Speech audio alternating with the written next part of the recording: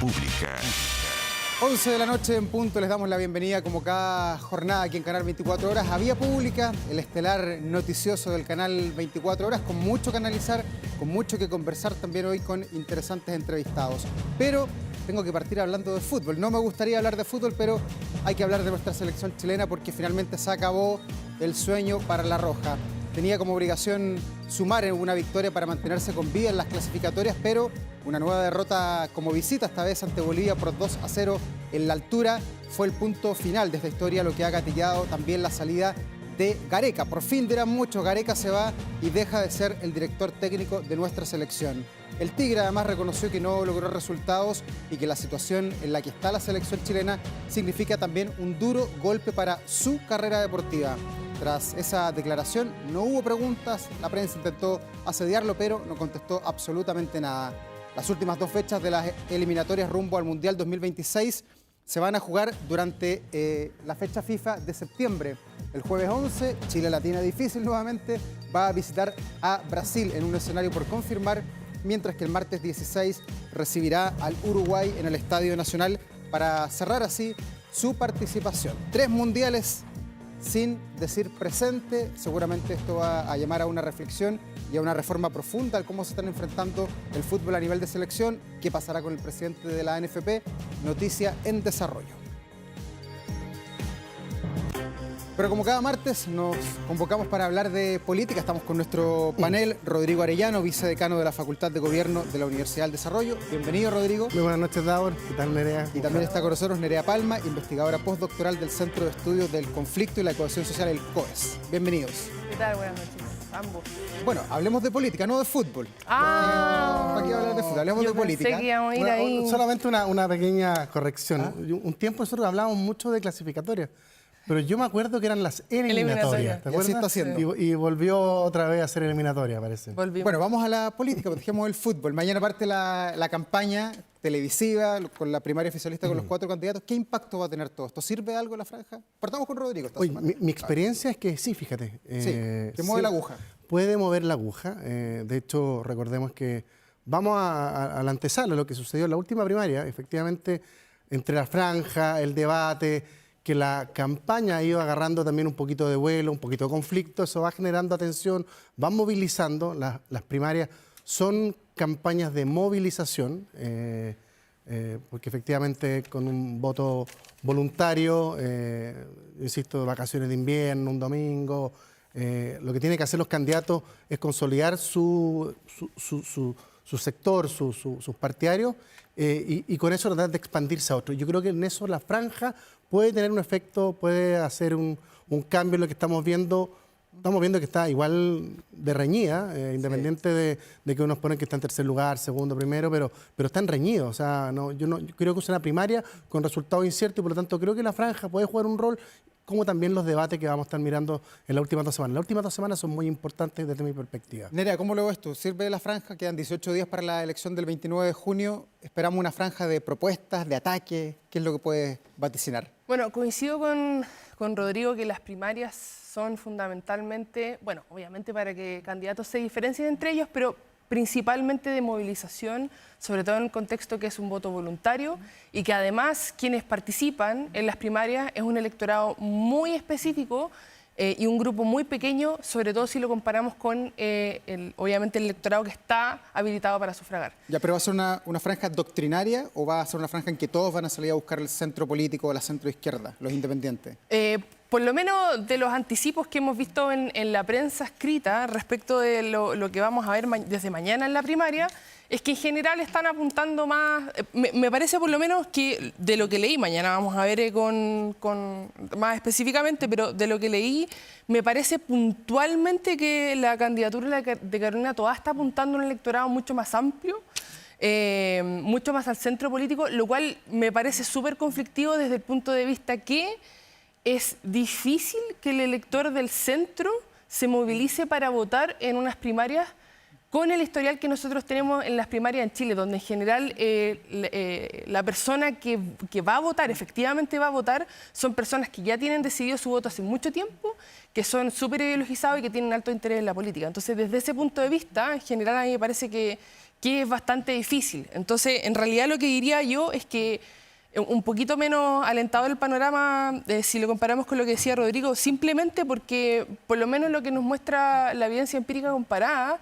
es que personas que ven debates y las personas que votan en estas instancias de primaria son personas que ya tenían el voto decidido hace mucho tiempo y que en realidad tienen un alto interés en la política, alto nivel de educación, alto nivel de ingreso y que por lo tanto en realidad puede mover muy poca la aguja desde ese punto de vista. Ya, Rodrigo, ¿podríamos esperar que haya también gente que adscriba a la derecha política que participe en esta primaria del oficialismo? Porque es abierta, pueden votar 15 millones de personas. Se dio mucho, según lo que dicen los analistas, cuando se enfrentó Gabriel Boric con Daniel Jadue, que mucha gente fue a votar en contra de Jadue.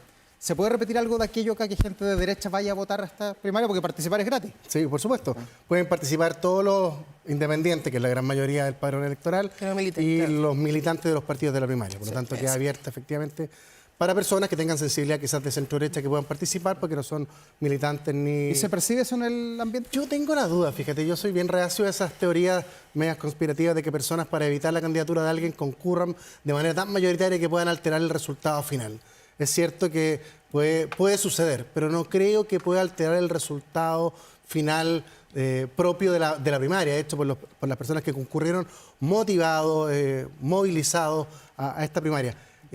Coincido con Nerea, quienes participan son las personas que están más ideologizadas, en el fondo las personas que están más identificadas, y uno tiende a identificar que en la primaria quienes están más hacia la izquierda tienen más incentivo a participar. Por lo tanto, la apuesta de Carolina Toá de buscar un votante más moderado, más alejado de lo que es el Frente Amplio y el Partido Comunista, desde el punto de vista electoral, con voto obligatorio, quizás resulta súper razonable.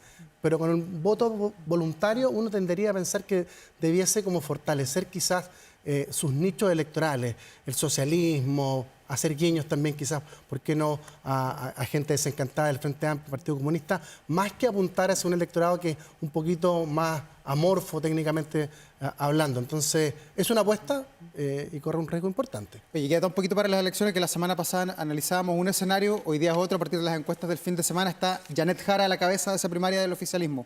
¿Cuál es el secreto de ella? ¿Por qué ha logrado sintonizar mejor que los otros candidatos con el electorado y hoy día colocarse pequeñamente, pero está arriba de Carolina Toá?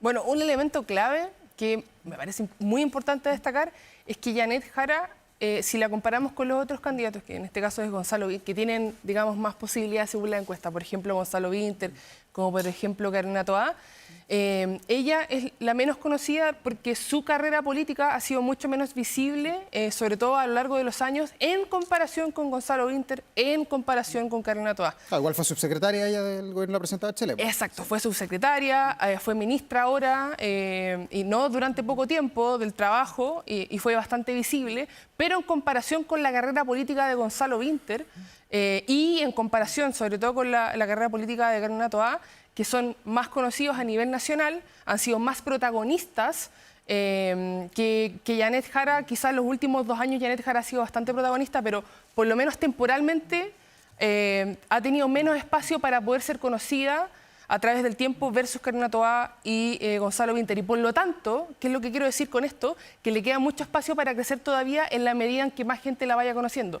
Obviamente que en la medida en que más gente la vaya conociendo, a muchas de esas personas no les va a gustar su candidatura, pero cabe la posibilidad de que a otras personas sí le guste, quizás no a la mayoría, porque evidentemente Janet Jara representa uno de los polos políticos, en este caso de la izquierda, pero sí... La extrema izquierda. Exacto. O sea, si miramos el sistema de partidos, evidentemente que está a la extrema izquierda del Frente Amplio, exacto, a la extrema izquierda de lo que tenemos hoy día en el sistema de partidos.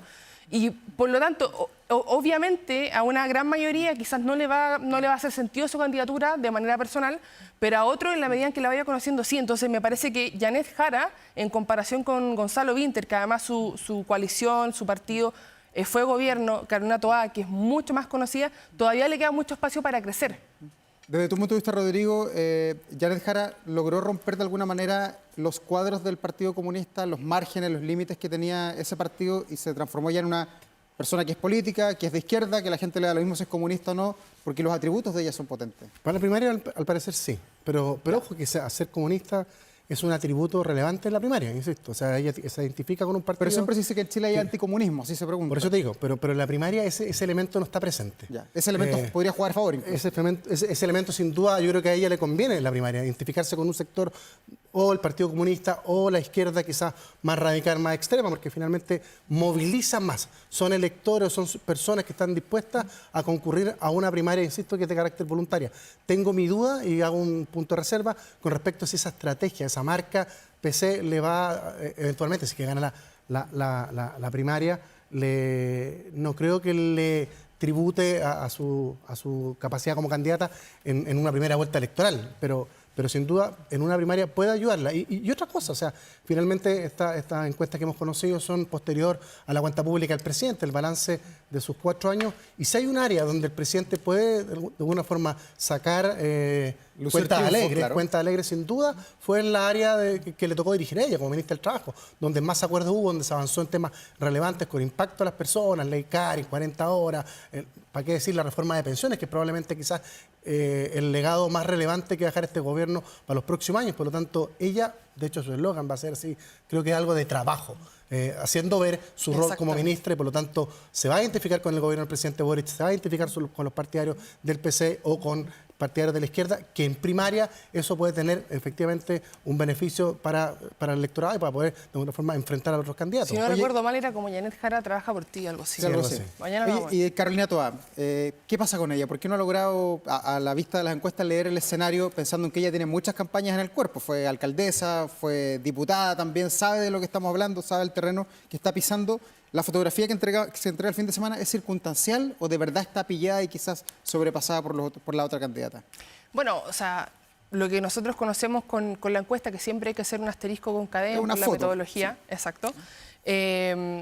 Lo que vemos, claro, es que evidentemente se está alcanzando a Carolina Toá, con el asterisco también, obviamente, que más o menos el 30% de las personas todavía no sabe por quién votaría, entonces eso se puede ir para cualquier lado.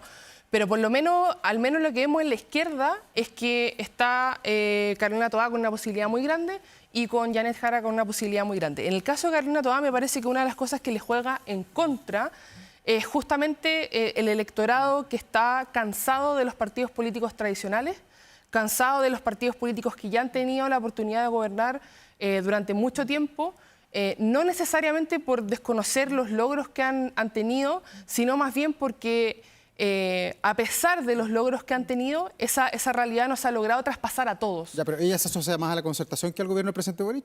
Claro, entonces Eso es lo que tú planteas. Lo que yo pienso y lo que yo veo de la campaña de Carolina Toá es que ella se ha intentado desmarcar de manera muy profunda del gobierno de Gabriel Boric. Obviamente ha intentado destacar los aspectos positivos en los que ella estuvo involucrada cuando fue ministra del Interior, pero claramente me parece a mí, y por lo menos la oportunidad que he tenido para leer en su franja, ella apela mucho más a la nostalgia de la concertación, por ejemplo, la experiencia, la capacidad para gobernar, para llegar a acuerdos, que bueno, en este gobierno lo vamos a cambiar todo en 180 grados. ¿Cuánto vale la experiencia en este caso, Rodrigo, para ponderar en la figura de Carolina Toá? Porque claro, Janet Jara tiene experiencia política, pero Carolina Toá ha pasado por más cargos, tiene más edad también. Yo creo que el elemento de experiencia va a ser un eje central de la campaña presidencial. De la que viene. De la campaña, sí.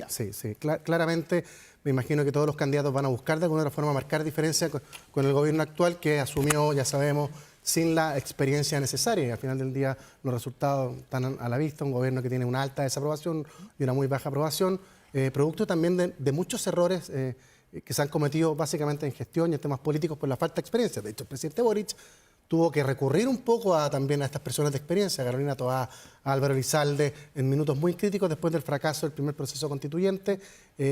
Iba a ser un eje central, pero no lo tengo tan claro si va a ser un eje central de la primaria, fíjate. Yo insisto que ese discurso de experiencia, de tratar de mirar con nostalgia los gobiernos de la antigua concertación, puede tener efectivamente un éxito quizás en una primera vuelta, sin duda, pero creo que está leyendo mal lo que significa una primaria. Creo que la campaña está más focalizada o partió pensando en la primera vuelta que pensando en ganar el 29 de junio. Eso es un error para plantear esta elección y bueno, y tiene tiempo para enmendarlo. Yo creo que está muy abierta esta elección. Ella debiese fortalecer su vínculo con el gobierno del presidente Boric más que cortar los puentes para justamente al electorado, el 22-25% que ha sido fiel al presidente Boric en la encuesta, independiente del momento político-social que hayamos vivido durante estos últimos 3 años, tenga alguna motivación para concurrir y votar por ella, como un eje de este gobierno, como un eje de izquierda, más que pensando en la posibilidad de ganar o llegar a la primera vuelta. ¿Qué pasa con la moneda, con la figura del presidente Gabriel Boric, si se mantiene lo que dicen las encuestas del día de hoy, que Gonzalo Winter va a salir tercero, siendo que él es el que representa las mismas banderas del mismo partido que el presidente Gabriel Boric? ¿Hay un daño mayor ahí a la figura presidencial o al gobierno? O sea, me parece que, por ejemplo, en el caso, pongamos el caso ficticio que Gonzalo Winter queda tercero y primera, por ejemplo, queda Karina Toá y después Janet Jara y después Gonzalo Winter. En ese caso me parece que en realidad, más que daño al gobierno, es el daño específicamente al círculo más cercano del presidente de la República, es decir, el corazón del gobierno. Porque hay aspectos del gobierno que claramente, si ese fuera el caso del resultado de la primaria, sí se están premiando. Lo que se estaría premiando es la moderación, el socialismo democrático, es decir, las rutas que conduce ese tipo de liderazgo. Y por otro lado, el caso de Janet Jara, que va mucho más de la mano con, pareciera ser, con demandas, si lo vemos de manera programática por lo menos, con demandas de características más materiales, estructurales, que por ejemplo en términos morales, valóricos, derechos humanos.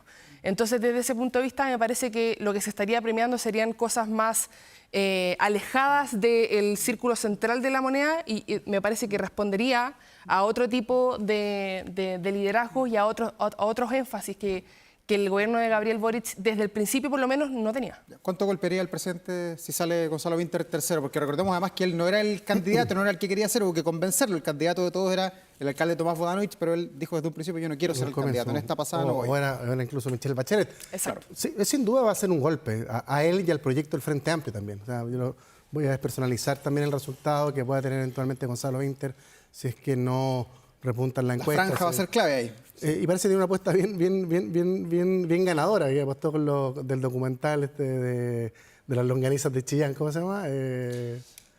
Un documental que ha tenido mucho éxito, parece que están apostando mucho. Y la campaña de Gonzalo Winter, fíjate que yo la he visto con buenos ojos.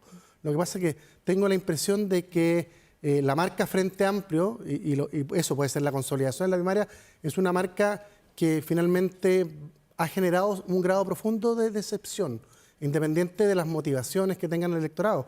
Pero finalmente yo creo que Gonzalo Winter va a ser el heredero de un gobierno que prometió un cambio profundo en el país, con transformaciones bien refundacionales, que finalmente gran parte de ellas, o casi todas, no se llevaron a cabo. Entonces finalmente también puede haber algo de pasada de cuenta al candidato del proyecto del Frente Amplio, que en eso también involucra al presidente de la República. Ya, y más allá de quién gane la primaria, ¿cómo está la unidad del oficialismo? Con todo lo que hemos visto esta semana, a partir de los dichos principalmente de Óscar Landerreche, que dijo claramente que el Frente Amplio podría convertir al país en un maldito infierno si es que oposición, provocando una verdadera fricción, un terremoto al interior de la coalición que hoy día gobierna.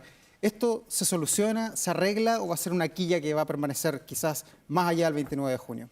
Denominación de origen. Denominación de origen, ¿viste? Sí. Bueno, o sea, me parece que lo que ha expuesto Landerreche no es muy secreto desde el punto de vista que hay desde el centro político, parte de la centroizquierda, hoy día de hecho la presidenta del Partido Socialista lo dijo también, sí. Hay resistencias dentro del socialismo democrático en general a otro gobierno liderado por el Frente Amplio, a otro gobierno en donde el Partido Comunista también está involucrado en este pacto, a pesar de, obviamente es súper interesante esto porque lo mencionan ahora obviamente para desmarcarse, para hacer que su candidatura, que es la de Carolina Toá, sea vista como diferente a la del Partido Comunista, diferente a la del Frente Amplio, a pesar de que van en el mismo pacto y que se supone que si van en una primaria, cualquiera que pierda después apoya al que ganó. O sea, eso claro. Se supone. Pero me parece que en ese sentido, a la unidad del pacto, evidentemente que no ayuda en nada y uno podría preguntarle, me parece a mí de manera muy legítima a Landerreche, es ¿para qué está asesorando a una candidata que está dentro de un pacto que si es que ella pierde va a tener que necesariamente ella apoyar a Jara o a Winter? O a Mulet. o amulet, ¿cierto? No lo dejemos fuera tampoco. Y además, y de manera muy importante, puede que, no todas, pero puede que parte de las propuestas que nazcan desde la candidatura de Carolina Toá, si es que ella llega a perder, puede que sean tomadas también, algunas más, menos, desde las otras candidaturas. Entonces, desde ese punto de vista, me parece que sería legítimo preguntarle a Landerreche eso. Ahora, de nuevo, y con este punto cierro, esto me parece que en realidad no es secreto y más bien visibiliza tensiones que hay dentro de la izquierda que se está preguntando, ya no para solamente esta elección presidencial, pensando un poco más a mediano y a largo plazo. ¿Vamos a tener una izquierda cohesionada o más bien vamos a tener dos izquierdas divididas en centro-izquierda y derechamente izquierda que van por caminos separados, que quizás pueden dialogar, pero que definitivamente no gobiernan juntos? Y pese a toda la repercusión que tuvieron los dichos de Landerreche, la presidenta del Partido Socialista no es que lo respaldó, pero tampoco lo condenó y dijo que en el Frente Amplio había doble estándar de algunos para ponderar la violencia. ¿Cómo impacta todo esto, Rodrigo, esa unidad? ¿Cómo la ves desde tu vereda? Bueno, lo primero que le agregó sal, pimienta a una primaria que estaba bastante fome. Porque, o sea, hasta la entrevista de Landerreche, la verdad que era... Pero las críticas estábamos mucho más preocupados de la candidatura usadas de Kast, de Matei Kaiser, que estaba mirando la primaria. Entonces era bastante paradójico eso. Y la entrevista de Landerreche, más que una entrevista, más que una cuña, más que una frase, yo creo que es una convicción de un sector que no creo que sea minoritario. O sea, la presidenta del Partido Socialista algo esbozó, pero al hablar de doble estándar, sin duda también como que tiende a coincidir con algún análisis que hizo Oscar Landerreche. Fidel Espinosa ha sido muy brutal en sus críticas, particularmente al Frente Amplio. Yo distinguiría aquí la crítica de Landerreche, la crítica de Fidel Espinosa y la crítica de Bodanovich. No es con Janet Jara, no es con el PC, sino que es con el Frente Amplio, como subentendiendo que en definitiva parte de la pérdida de la calidad, como hablan de ellos, de la democracia, de los problemas que ha vivido el país y de los problemas que ha vivido particularmente el socialismo democrático, van también de haber claudicado frente, lo dicen así, frente a un grupo de jóvenes que no tenían la experiencia necesaria y que nosotros cometimos el error de entregar. Y eso, de alguna otra forma, es un error nuestro y pongo en tela de juicio lo que harán ellos también dentro de sus valores democráticos. O sea, cuando dice...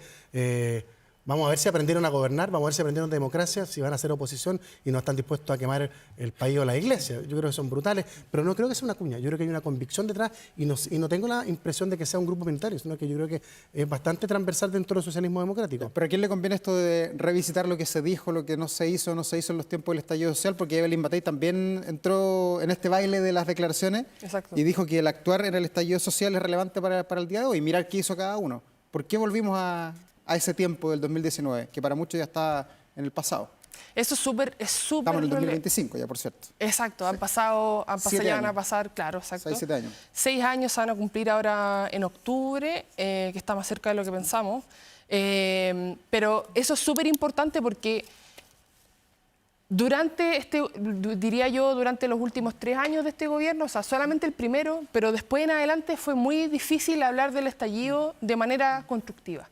Sin que, por ejemplo, desde la derecha digan fue un intento de golpe de Estado y sin que de la izquierda, ¿cierto?, digan está todo justificado.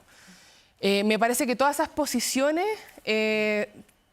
tienen, digamos, la gravedad de lo que se está acusando y que nadie está dispuesto a hacerse cargo de eso. O sea, por ejemplo, en el caso puntualmente de lo que dijo Landerreche, respecto de si es que el Frente Amplio va a hacer una oposición en la eventualidad en que le corresponda hacer oposición nuevamente, en donde se va a quemar el país nuevamente o en donde van a haber al menos instituciones, edificios quemados, me parece a mí, puntualmente, de todo lo que he analizado, que es entregarle demasiado mérito de organización a un partido político que no tuvo la capacidad ni de mediar, ni de organizar nada con las organizaciones de movimientos sociales. Y en realidad toda la literatura académica, tanto de sociología como de ciencia política, así lo demuestran. El vínculo entre las organizaciones de movimientos sociales y los partidos políticos en Chile es virtualmente cero.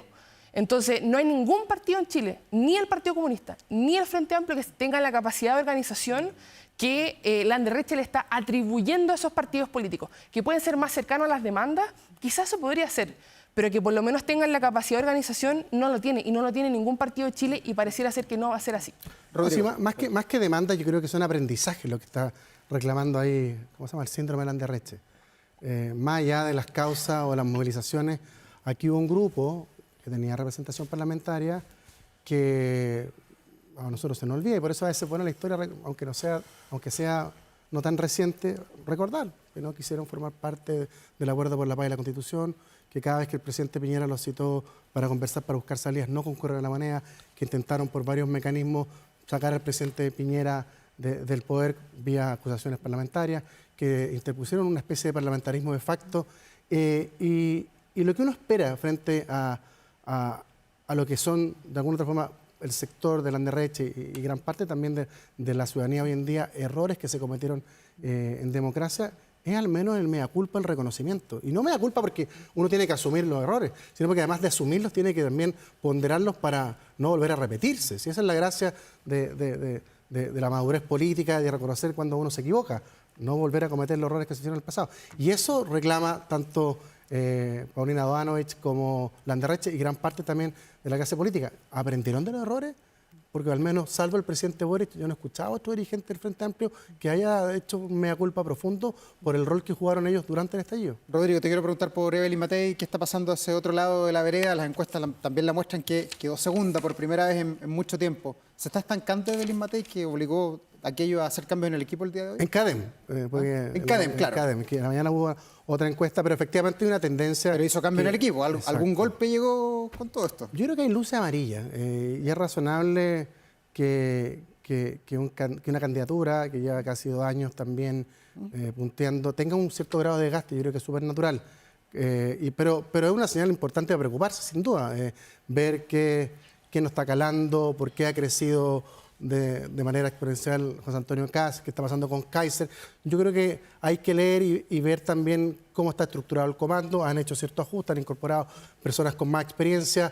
Yo creo que se están recuestionando este concepto de los 11 voceros, que yo confieso, en un comienzo me parecía una medida acertada, pero dada la dispersión de opiniones con temas a veces que son relevantes, sobre todo cuando hay incumbentes participando en estas comisiones, tiende a confundir. Y la ciudadanía hoy quiere certezas. Eso yo tengo como bastante claro. Quiere liderazgo, que yo creo que es una característica bien clara de Evelyn Matei, pero también quiere certeza. Y da la sensación de que esta como amplitud de voceros, esta dualidad de Evelyn o Matei, parece que no están de alguna otra forma permeando en un ambiente que lo que busca la ciudadanía frente a distintos grados de incerteza o de inseguridad. La inseguridad sin duda no tiene por qué ser delincuencia, sino que también certeza de lo que quieren las personas para el futuro, certeza de saber, seguridad de lo que viene. Es una señal amarilla que tiene que interpretarse, pero yo creo que estas encuestas de alguna otra forma las tenemos que estudiar con mayor detenimiento y más profundidad después del 29 de junio. Yo creo que lo que suceda el 29 de junio no va a ser neutro para los candidatos de oposición. El resultado del oficialismo, pase Toá, pase Janet Jara o Gonzalo Vinter, va de alguna otra forma a condicionar también cómo se va a reconfigurar las candidaturas opositoras dependiendo del contrincante que tengan por parte del oficialismo. Nerea, ¿cómo ves lo que pasa en la derecha? ¿Kast ha sabido leer mejor el escenario o queda mucho todavía? Ciertamente queda mucho todavía. También CADEM reporta que hay mucho indeciso todavía, entonces en realidad todavía está la puerta abierta para que cualquier cosa pueda pasar.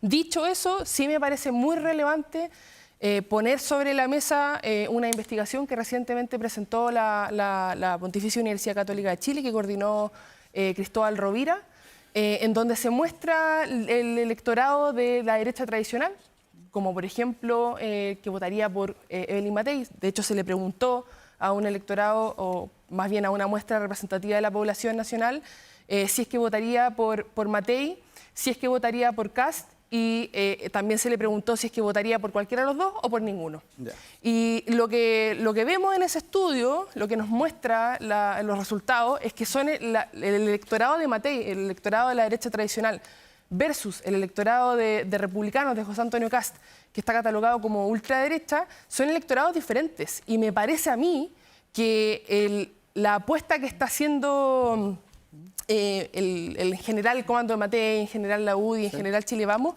y que muy bien yo creo que lo expresó el alcalde Velorio cuando fue a la presentación de esta investigación, es que Kast tiene un límite para crecer, que es fundamentalmente los votos que le pueda endosar Kaiser y tienen la sensación de que Matei no tiene límite porque está mucho más al centro en comparación con Kast y Kaiser.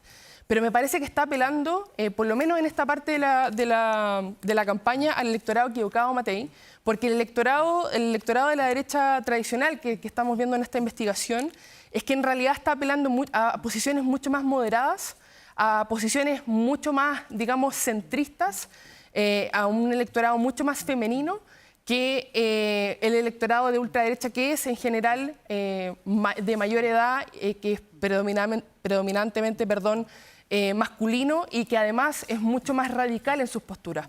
Me parece que, por ejemplo, esta visión de Matei será absoluta y completamente intransigente, mientras que Evelyn es mucho más pausada, es mucho más dulce, es mucho más, entiende mucho más, comprende mucho más cercana. Me parece que esa estrategia habla mucho más de acercarse a posiciones similares a posturas duras de Kast y Kaiser que a una postura propia de la derecha tradicional. Entonces me parece que si es que tú le vas a pelear a la ultraderecha, que tiene dos candidatos, el electorado vas a perder. Donde tú tienes que buscar es justamente donde ellos no van a llegar, que va a ser al centro. Y me parece que esa lectura, al menos el comando de Matei, al menos Matei no la está viendo y están pensando mucho más en cómo hacemos para quitarle estos votos a Kaiser y a Kast que en crecer su propio electorado hacia la derecha tradicional.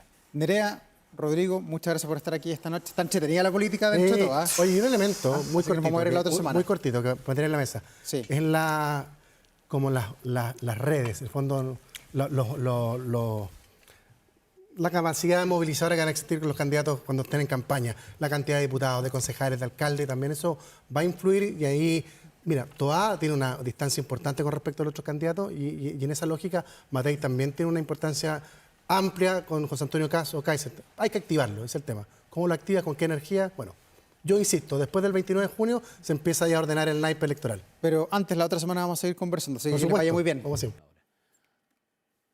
11 de la noche con 35 minutos y estamos de regreso aquí en Vía Pública con otra conversación interesante porque mañana se lanza este libro, se llama He dicho, Sebastián Piñera, senador, que indaga sobre el legado de Sebastián Piñera, no como 2 veces presidente, sino por lo que hizo en los años 90, principalmente en los tiempos de la patrulla juvenil, de la locomotora y todo aquello que usted se acordará. Estamos aquí en el estudio con su autor, el exdiputado, exministro, exembajador, Nicolás Monkever. Bienvenido, Nicolás, gracias por estar acá. Muchísimas gracias por la invitación. Saludo a toda la gente que nos sigue hasta ahora. Bueno, quiero partir con una pregunta que tú te haces ahí al principio. ¿Por qué escribiste este libro? ¿Por qué quisiste rescatar al Piñera senador y no al Piñera presidente? Mira, yo siento que Chile hoy día necesita buenas oposiciones. A los líderes políticos uno los conoce por cuando están en el gobierno, manejando el poder, pero también cuando están en la oposición. Y a veces el Piñera opositor, que fue senador desde el año 90 al 98, queda en la sombra al lado de su gestión presidencial. Y yo creo que fueron tremendamente importantes esos años y particularmente el rol que tuvo Sebastián Piñera como senador. Él promovió en un país tan polarizado como el de hoy día, y quizás más, él promovió una democracia de los acuerdos, una forma de hacer política que era con mucho más diálogo, pensando en cómo el país puede avanzar en base a las diferencias. Él transformó la centroderecha. Acuérdense que Sebastián Piñera sale elegido senador habiendo sido opositor a Pinochet.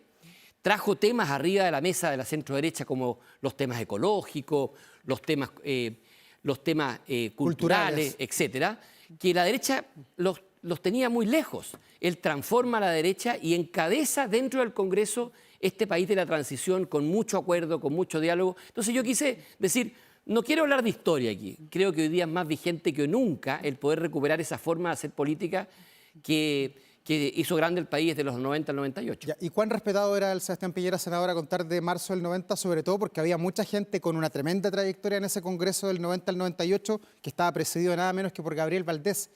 ¿Lo escuchaban? ¿Conversaban con Piñera? ¿Era un actor relevante dentro del Senado de la República? Yo creo que este Chile de la transición, el que se construyó en base a un Chile quebrado, pero quebrado con heridas profundas en materia de derechos humanos, en fin, se lo debemos a toda una generación de políticos dentro de los que estaba Sebastián Piñera, que fueron capaces de poner de lado un poco las diferencias y ver en qué puntos en común podemos crecer. Gabriel Valdés, Edgardo Benninger, Eduardo Frei Ruiz Tagle, por nombrar algunos de ellos, son personas que pensaban distintos, que discutían, pero fueron capaces de ponerse de acuerdo en la mesa. Pero yo quiero decir algo muy importante. La gente cree que esto de ponerse de acuerdo es llegar a cualquier acuerdo como si fuera un fin en sí mismo.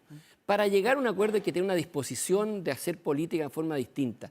Y es increíble cuando uno ve los discursos, las intervenciones de Sebastián Piñera, que era un senador que no descalificaba, que hablaba siempre con argumentos, que defendía fuertemente las cosas que parecían correctas. Por ejemplo, la política económica del gobierno militar, la defendió él, la economía libre, pero criticó con mucha más dureza las violaciones a los derechos humanos.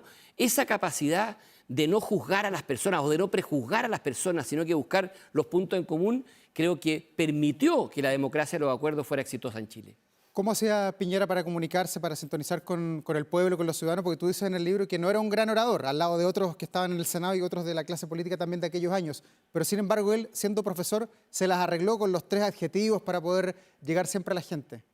Yo conocí a Sebastián Piñera, y te contesto al tiro. Tú estabas en el colegio, según lo que cuentas. Cuando yo estaba en el colegio, Sí. exactamente. Yo estaba en segundo medio y me llaman para ser dirigente secundario, escolar, en la campaña senatorial de Sebastián Piñera.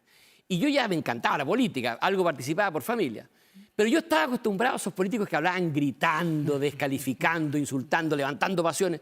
Y de repente conozco a este candidato a senador, que por de pronto había votado por el no, pero también que era capaz de reconocer las cosas buenas que se habían hecho hasta el momento, que no hablaba con arengas, pero sí te inundaba de datos, de cifras, de citas.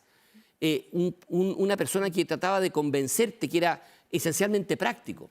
Y yo creo que ese estilo vino a ser una suerte como de revolución dentro de la centroderecha y también en el Congreso. No improvisaba discursos. Yo ahí cuento un par de anécdotas, pero Sebastián Piñera no era un improvisador de discursos. Los discursos eran todos planificados, estructurados, con información, con datos. Y yo creo que eso fue fundamental en su estilo porque le dio credibilidad, dio confianza. Cuando se discutía la ley de presupuesto en Chile, nadie tomaba una decisión sin preguntar o sin escuchar la opinión de Sebastián Piñera en su faceta de economista. Él fue capaz de mantener su profesionalismo, su formación técnica en la política y eso lo hizo muy distinto, a mi juicio. Nicolás, y en esos tiempos, Sebastián Piñera era el patito feo de la derecha, tú dices que era el padre de la derecha liberal, y también muchas personas hoy día sostienen aquello, pero en el año 90, teniendo 40 años, con gente que tenía mucho más trayectoria en la derecha, siendo mucho más conservadora además la derecha, y él siendo un poco de un mundo liberal, lo acorralaron. Sebastián Piñera podría haber explotado antes, podría haber sido presidente de Chile antes, si es que hubiera tenido menos fuego amigo en su coalición. Es súper interesante tu pregunta, porque hoy día, cuando está el país polarizado, uno dice, el que intenta llegar a un acuerdo con el adversario está traicionando sus principios, es un vendepatria, es un amarillo. Hoy día, cuando los países están polarizados, el coraje, la valentía está justamente en remar contra la corriente y sentarse a conversar, llegar a un acuerdo para que el país avance. Era exactamente lo mismo en aquella época. Sebastián Piñera no le era fácil de repente sentarse a conversar con el presidente Elwin y llegar a un acuerdo que le convenía al país para modernizar la democracia, por ejemplo, la reforma tributaria, la reforma laboral que se hizo en el gobierno de Elwin, o lo mismo con el gobierno del presidente Frey, donde se reconoce mutuamente como interlocutores. Eso le traía costos a Sebastián Piñera, pero tenía el coraje de decir esto le conviene al país y lo hago a contrapelo. Y yo creo que tarde o temprano la gente se empezó a dar cuenta y empezó a valorar que esa es la forma de construir los países. Todo esto lo digo porque hoy día, de alguna forma, tenemos que recuperar ese coraje de hacer cosas que a lo mejor no sean las más populares en el corto plazo, pero son las convenientes para el país. Pero mi pregunta... Y una de esas cosas de coraje es ser capaz de ponerme de acuerdo y dialogar con entendimiento, sin prejuicio con quien piensa distinto. Sí, mi pregunta apuntaba si la derecha más conservadora, que venía saliendo de la dictadura del régimen militar, lo dejaba volar a este Sebastián Piñera, esta locomotora que llegó a revolucionar, como tú dices, la política. No, yo creo que o tuvo choques, tuvo fricciones con los papás de la derecha, de RN, de la UDI, con Bulnes. Por supuesto que yo creo que en algún minuto tuvo choques. Llegó este personaje. Sebastián Piñera fue el único candidato de toda la centroderecha que había votado por el no en el plebiscito, pero lo había hecho públicamente además, y se presentó contra el ícono del gobierno militar, que era Hermógenes Pérez de Arce. Sí. Y no ocultó su posición, sino que solo dijo, yo quiero mirar el futuro. Su eslogan era una locomotora para Chile, y puso por delante el futuro.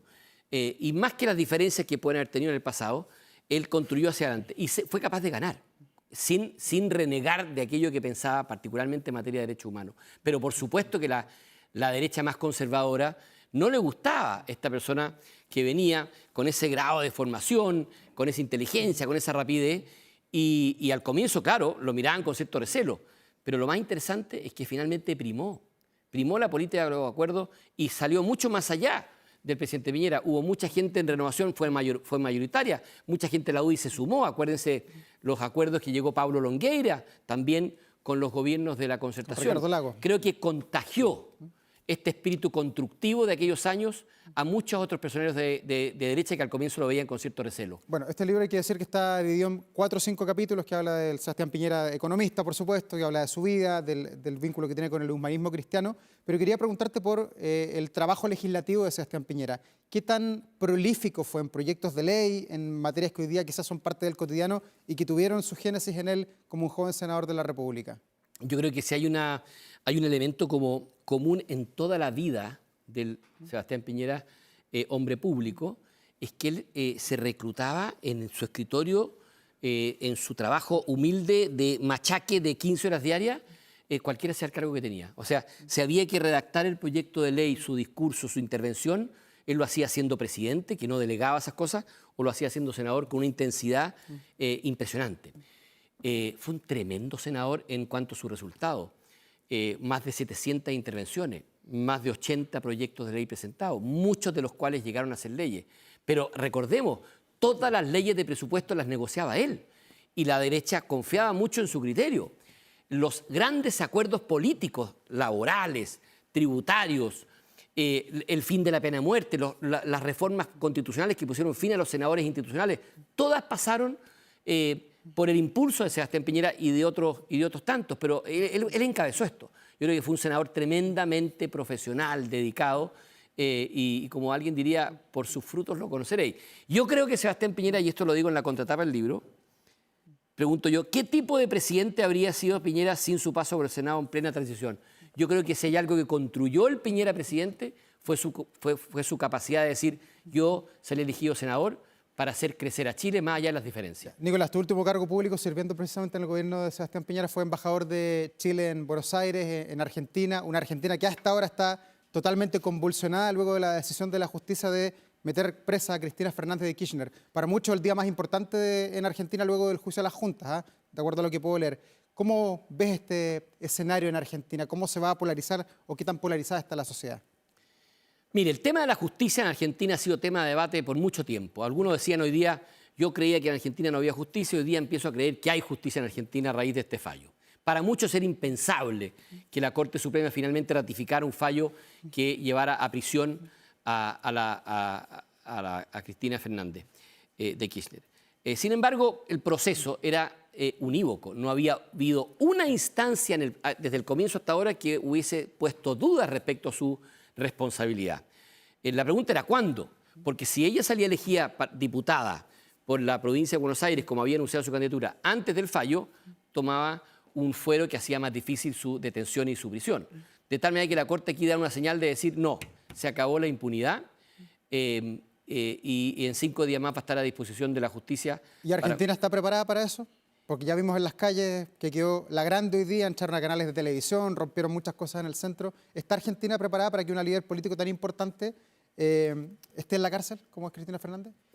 Yo creo que hay un sector incondicional al kirchnerismo, ruidoso, que va a salir a la calle y se va a llamar la atención en los próximos días. Sin embargo, creo que hoy día la Argentina sí está preparada para que la justicia falle en forma independiente.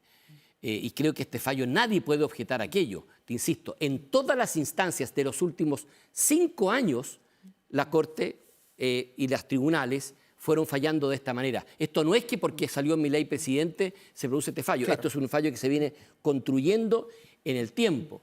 Y yo creo que hoy día la verdadera rebeldía en Argentina, la que hizo que ganara Milei, la que hizo que en la última elección volviera a crecer el partido Milei, es la rebeldía contra la corrupción y contra el populismo. Esa es más ruidosa y es más fuerte y que de alguna forma es la que va a contrarrestar estas manifestaciones que vamos a ver estos días. Y ella como líder político, tú la conociste ahí en tus tiempos de embajador, no sé si compartiste con ella, pero por lo menos sabes de su vida y de su cotidiano actuar en la política.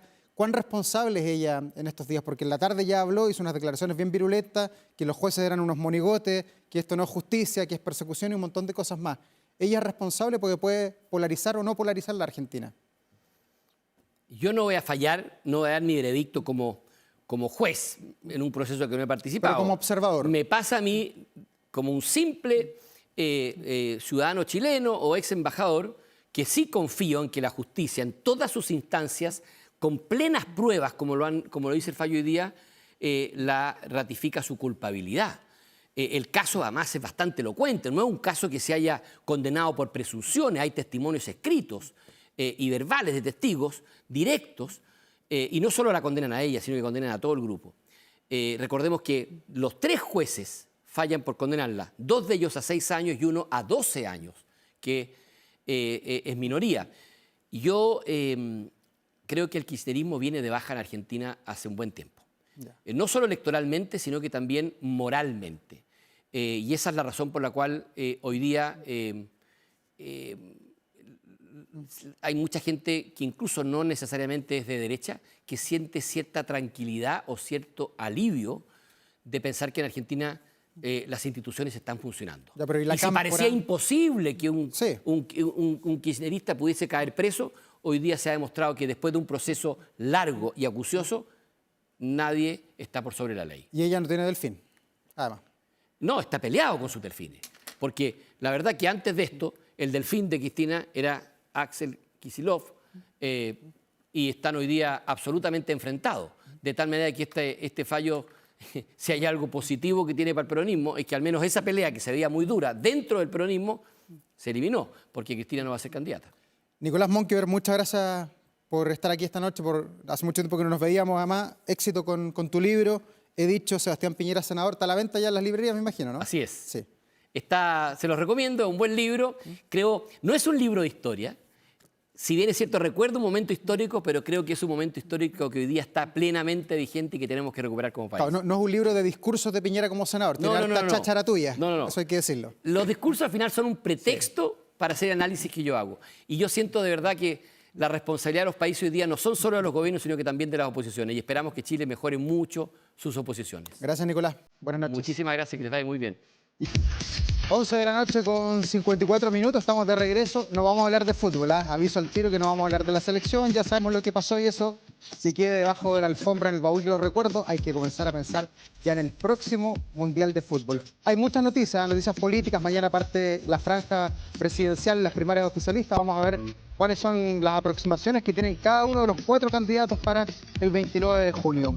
Pero veamos qué se publica hasta ahora en nuestro portal 24horas.cl con mucha información que tiene que ver además con las temperaturas, con la lluvia, el viento que se viene para la zona central, pero también mirando siempre lo que pasa a nivel internacional, porque aumenta la tensión en los Estados Unidos. Han declarado toque de queda para Los Ángeles debido a las masivas protestas. La alcaldesa de la ciudad solicitó la medida tras los violentos hechos registrados en la última jornada. Ya han llegado los Marines y todas las determinaciones que ha tomado el presidente Trump. Han habido también protestas más allá de California, donde está el punto original de este conflicto, así que hay que seguir monitoreando, viendo qué pasa en las calles de los Estados Unidos.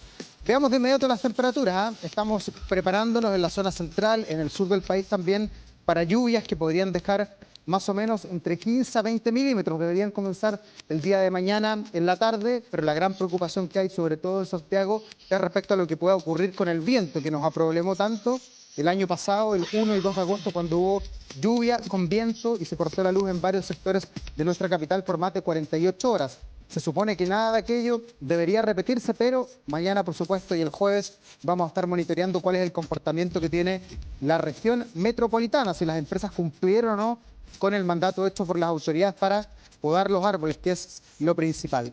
Pero nos estamos despidiendo como todos los días con buena música. Usted conoce esta música, ¿no?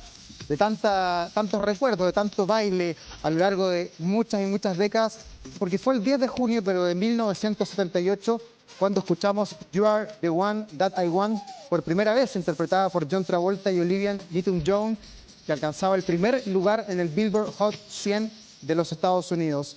La canción fue escrita especialmente para la adaptación cinematográfica del musical Grease Brillantina, estrenada ese mismo año. Este tema no solamente se transformó en el mayor éxito de la banda sonora de la película, sino también en uno de los sencillos más vendidos de todos los tiempos. Además, su éxito marcó un antes y un después en la carrera de sus protagonistas y contribuyó significativamente al fenómeno cultural que significó Grease a final de los años 70 y que sigue siendo recordado hasta el día de hoy. Uno escucha esta música y le dan ganas de bailar, por supuesto. Con buena música, como todos los días, terminamos este Vía Pública. Nos reencontramos mañana a las 23 horas en Canal 24 Horas. Que descansen. Chao, chao.